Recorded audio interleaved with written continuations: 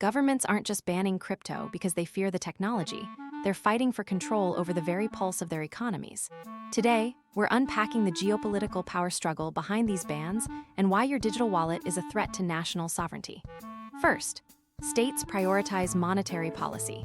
When central banks lose control over money supply, they lose the ability to print cash or manage inflation, effectively crippling their primary economic toolkit.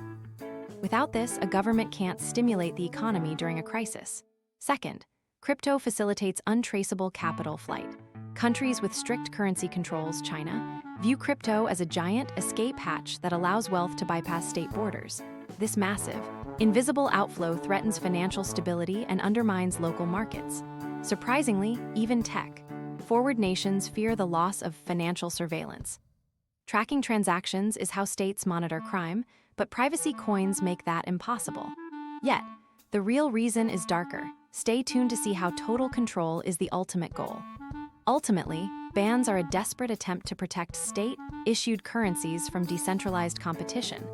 Governments trade innovation for stability, fearing a world where they can't track or control your wealth. If you found this breakdown valuable, hit subscribe and comment your thoughts on the future of regulation below.